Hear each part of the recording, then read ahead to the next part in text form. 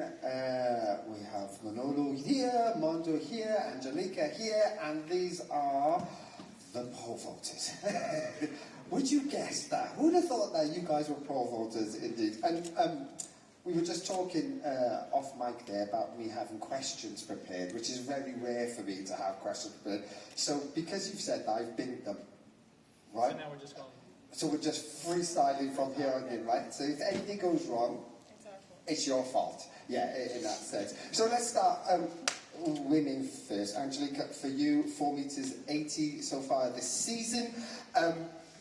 Even from the indoors, obviously you did very well from indoors, jumped it indoors in that sense. But you had that little problem, which I did notice when I was commentating on the screen there, and everything seems to be in one place again now. So can we expect a little bit higher? I hope so. Sunday was good. We had nationals on Sunday for 80, which is my season's best equal with indoors. I did struggle at the beginning of the season a little bit with that foot injury because I ruptured 2 of my ligaments in my left foot 2 days before Worlds. I still jumped, and then I had to take some time off to recover, and then to get back into training. It took me some time, but now I'm back to full health, and I think the shape is here, and I think I can jump high. Yeah, I've got a big smile because I was talking to the long jumpers earlier, right? And we used my iPhone to say this is the distance, like that's covering the top 5 or 6 in the world. If we flip it this way, I think it's exactly the same in women's pole vault. It's literally that, isn't it? I mean, which covers you all, from gold medalists down to 5th. Yeah, it's crazy. I think the level of women's pole vault is like as good as it hasn't been for years.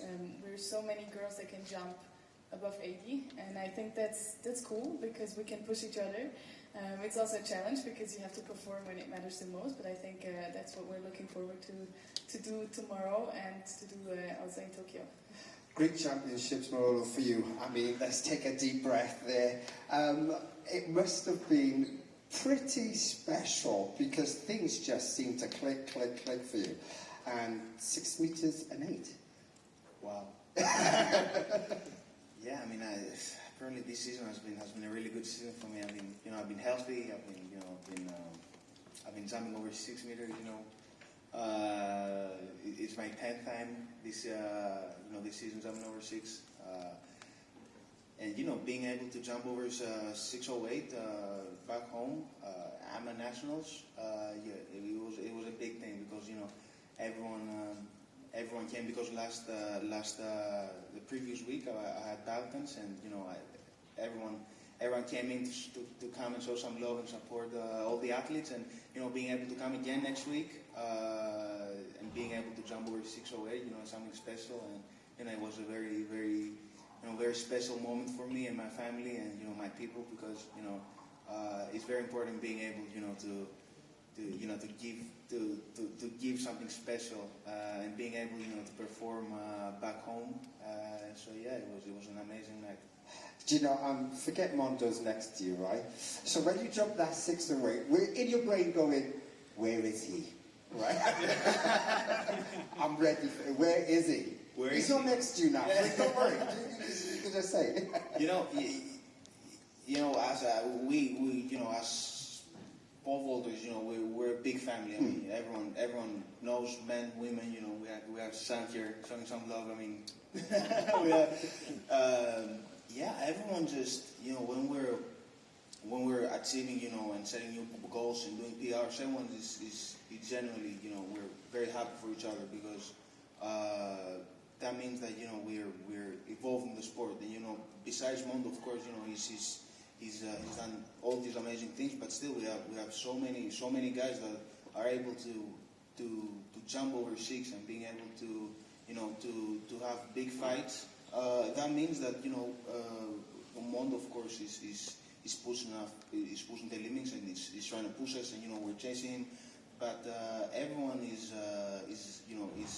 evolving the sport, and that's very important to show to the people that it's we're here as well, and we're trying to do our best.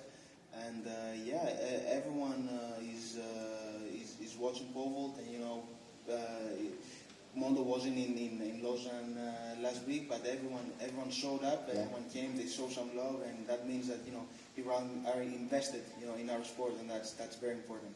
I'm smiling to myself there. Go on, Mondo. Go on. I think that's what he was thinking. Yeah. I think he's lying a little bit and playing this off, but I think he's thinking, and I think he should It's think good. that too. Yeah, of course. I think that's a natural and very, because I think he's a competitor at the end of the day, and I think we have a lot of love, a lot of respect for each other. It is a brother, like he says too, but I think that's the natural nature of sports and the natural nature of what it is that of course he's looking for the next thing, like we always all are. And I mean he's jumping at that kind of level to where of course then that's kind of the natural step it would be kind of like, come here. Well, it's funny you say that because as a champion, you still need to have people chasing constantly to keep you on your toes in that sense. So when you see a performance like that, do you think to yourself, I wish I was there because I could have done something special potentially, or do you go, thank goodness I wasn't there because I had a late night last night? Maybe a little bit of both. It's probably a little bit of both. But I mean, it puts a fire under you for sure. I'd be lying if I didn't say that it was like that.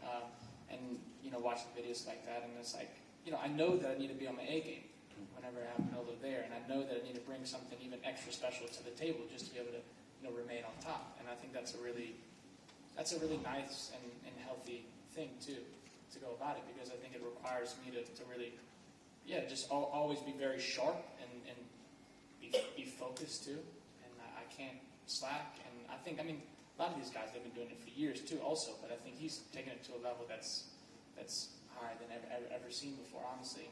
So, I think it's really nice, and I think it's really nice for the sport as well too, because just like he said, you have a competition that's on, I don't necessarily have to be there, and it's packed, and everybody's watching, and they're giving them a lot of love because they know that there's this type of energy and that's just going through the sport right now in our event.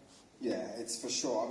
Everybody's focus is generally feel there's that sense that Povo, what's happening in the Povo, which is exciting across the board, both men and women in that sense. Now, I just had a conversation with Simon Ehammer, right? And I was saying to him, sure, you've got a little bit of advantage, home advantage, you've got the crowd on your side, you'll be there, no doubt, flying the Swiss flag, even when it's not your jump, you'll be going like, just to remind people to support you. Do you take that as a huge advantage in this circumstance? I think I do, yes, because I think it's extra special if a big competition like this is at home, and where I'm jumping tomorrow is like a 5-minute walk away from where I went to school. So it's like really close to where I've been in my life, and I think, people are going to make it special, even though it wasn't planned to be that way. I think there's still going to be a few people showing up and fanning, and I think that's going to be extra cool for us, because it will be a lot of friends and family, and that's always extra special. Well, Katie and Sandy are back in town, as we say, right? And they're jumping very strongly again. Does that excite you to challenge them at home, knowing that this could be the special occasion that sets me up nicely for something that's happening in September in Tokyo? I have no idea, but they keep telling me I need to be in Tokyo in September. Of course it motivates me, because Sandy and Katie have been already on the top when I was growing up in the sport, and I've always been looking up to them. So I think it's special that I can challenge them, that we can try to make them jump even higher, but that we can even jump higher, a bit younger ones, and we still have even younger ones to challenge us. So I think it's the same as in the men's. We have a lot of athletes that are progressing, and I think that's really fun and cool. Not like I'm going to put you under any pressure whatsoever, right? But when you watch the men's competition, is there any favourites you have there, right? Where you go, I'd love to do that. Sam's sitting there as well, by the way. Yeah. Well, actually, I feel like we're just rooting all for each other, because as they... Come on, no, wait. No, we serious about this. But I think everybody's always rooting for Mondo when he's trying a new world record. Of course, fine. yeah. That's celebrate that. Yeah, for sure. But I think it's also very interesting to see the boys challenging themselves a little bit. And Not that. I don't want to see you lose, no. But What? Now then. it would be very interesting for the competition if you have like a really good fight and to come up like two really big bars. Hopefully tomorrow. Yeah, tomorrow. That's what I'm gonna be watching. So. There you go. Okay, I nearly started a new competition there. I'm sorry about that. But back to the gentleman now then, in this sense. When you look at the event and how it's actually progressed in that sense, I mean, expectation from fans, I think, is, I want to say slightly for you guys, a bit unfortunate because they're always expecting huge jumps from you. That's impossible to do. Because sometimes you have good days, sometimes you have bad days. But how is it when you have that kind of added expectation, that added pressure that you must deliver this performance? It goes to the both of you. Don't just push. Yeah. Yeah. I mean, I think that it's kind of natural in some ways. I guess you put it on yourself because when you perform at such a level, then I guess people just expect you to do that all the time. And I think, of course, you're just realistic with yourself, and you have the understanding that you're not going to be able to do this certain thing every single day or perform at your best level or the highest level that you've ever done every single day. And so I guess in that sense, it is what it is. Like, I don't know. I think it's something that you just kind of get used to.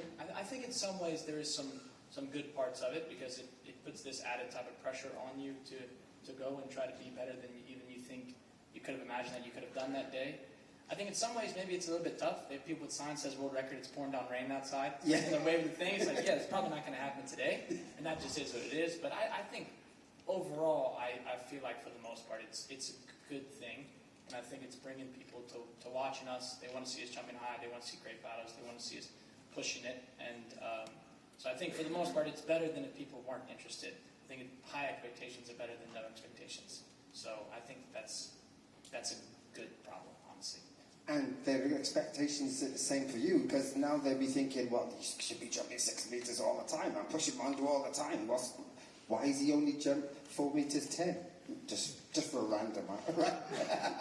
Yeah, I mean, Mondo said it perfectly. You know, it's not every day. You know, it's not every day. You know, Mondo's going to jump, you know, world record, or me, I'm gonna be able to jump, you know, 6 meters or 6'10", or you know, six pluses. But whenever we're here, we're on the big stage. We try to, you know, of course, you know, we're competitors and we're athletes, and our egos are you know, are there. So we're trying to, when we compete, we're trying to, you know, give our best selves. If that means, you know, one day, you know, being able to outperform yourself and being able to do a big PR, yeah, that's fine. But you know, probably the next week, or you know, 2 days after, you know, if you know, it's natural if your body doesn't feel so well, you know, it's not you know, the end of the world. But you know, it's important for, you know, I mean, fans, they understand. I mean, they understand that it's not always. I mean, I don't know. You're laughing maybe, but yeah. I mean, I hope, you know, people understand that this not every day is going to be like a big day for us, but they have to know that when we're there, we're trying our best, and you know, it's very important for them, you know, to show the love to all the athletes, trying their best, and it's sports, and you know, sport is an amazing, you know, it's an amazing thing, and it's very important for people to show love to all the athletes. Yeah, expectation is huge on you in that sense. And all. Mondo, I've got to say something to you. Do you know you lied to me a couple of weeks ago? What I did? Yeah, I thought you'd say what you do. Right, I asked you a question, right? I said to you, would you rather break another world record or win a Grammy? Yeah. Do you remember that? I remember it, yeah. And you said the Grammy? Yeah. Then you went on and broke the world record. Yeah. So I'm not saying to that. But you didn't ask what was more likely. The more likely one was for me to break the world record. That's the actual probable outcome. I still stand by that. You still want to? I still stand by that because I think one is a lot more achievable than the other. So I still stand by the world record thing. So, but I think I did say I like both too, though. You did. You Yeah, absolutely did. So if we talk a little bit, have you heard his music, by the way? Yeah. I was even I was training in France for a week with my boyfriend in a fitness studio, and we heard Mondo's music. I didn't even realize because I was like training, and my boyfriend comes up to me and tells me, "Listen to that music." And I was like, "Yeah, what's it?" And I was like, "Oh, it's Mondo." So you're like all over the world. There'll be an awkward and honest way to get a reaction. Just show the athletes my thing and say, "What do you really think about that?" I think it's some pretty negative stuff too, but maybe I'm not ready for that. But that's okay. You could do it. So where do you think you can go with that music? Let me give you an example now, right? Yeah. Here we go. Take a deep breath when I say this. If, say, European Championships, they said to you, they called you up and said, "Do you know what, we haven't got a soundtrack for us yet to be playing at the Europeans next year." Would you be up for kind of doing something for them, producing something for them? Yeah, I think I'll be open for it. Can you imagine jumping like in Birmingham and like you listening to She said it sounds like terrible. That's what she said. I don't It think sounds like nightmare. I don't think I would realize while jumping, but it would be fun. It would be fun. I think you'd be. Did you think it'd be a good idea? Get him on the road. Yeah. I mean, no, and Sandy did that like 2-3 years ago. They performed live here. They did. Yeah, that's right. So yeah, why not? Yeah. Okay. Well, let's watch this space, right? You never know. We could be listening to you in Birmingham next year. You know? Yeah, indeed. Any questions from the floor for these wonderful athletes here? Yes, hands go straight up. Here you go, microphone. Angelica from Finland. Vilma Murto is back 4:43 on Sunday in Stockholm and 4:45 2 weeks ago in Finnish national competition. What do you think about she's chances in Tokyo and what kind of competitor she is?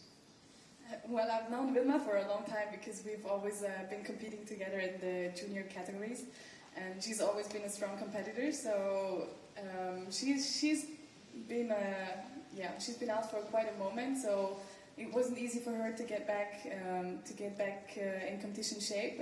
I think she jumped her heights from a short run up. So I think she'll definitely be one of the contenders for making a final in Tokyo if she can deliver what she's capable of. And I think you should never underestimate Vilma, but I think you should never underestimate any jumper in any field because it's bold, anything can happen any day. Any other questions? Oh yeah, here we go. Let me slide back so they can see you. Mondo, 2 days ago, the Olympic champion in decathlon, Marcus Roth, had an accident pole vaulting. He missed the mattress on the way down, injured his knee and elbow, out for half a year. Have you ever missed the mattress, and any thoughts on the dangerous parts of pole vaulting? Yeah, I mean, I think it's super unfortunate. I don't know exactly the situation that Marcus ran into, honestly, but of course it's a very exotic and dangerous event that we do, and I think the main thing is when you're beginning to learn it and develop the skill and technique is, you really need to have a good feeling of how to abort jumps. That's probably as much of a necessary skill as how to do good jumps is how to safely jump. I think that's a very important thing that a lot of people miss, especially probably people that start a little bit later that feel like they have some catching up to do and they start trying to push bigger poles and maybe they can use at that particular moment or that their consistency allows for. But I think it's super unfortunate, and that is unfortunately a little bit the nature of the event is that things can go wrong a bit. So you always have to try to be as safe as you can, and I hope him a really speedy and healthy recovery because he's an amazing athlete. Microphones here. Oh, we're here, ready. Mondo, I was lucky to see 2 of your world records, and both times I was impressed the amount of time you gave the fans. I compare it to people as famous as you, maybe the LeBrons and the Ronaldos. Your patience is unbelievable, and is this something you taught yourself? Or do you need the people? Where do you get that from? I don't know. You got me on the good days, I guess. I don't know. I try my best, I guess. I just, I really am, I feel like I'm an appreciative person, and I try to soak up the moment and the experience as much as I can, and of course, I mean, that is what makes those moments special, is the people that is there, and to be able to enjoy those type of world record jumps and performances with the crowd, and you're doing it with them is I think is such a special thing. So of course, be able to maybe give a little bit of that love and attention back onto them that they've given me so much during the competition and throughout the years and whatnot, and a lot of people that support me so much. So I feel like I do like pretty minimal effort, honestly. I think that of course I'm a decent guy in that way, but I think that it's the least you can do is at least give a little bit of the love and attention back. But of course, at the end of the day, you still have to focus on your own thing, because I know that I just want to jump as high as I can, and I think if I can give the best performance, that's the most entertainment, that's the most value for them. Then after the competition, then of course I'm always down for a little love.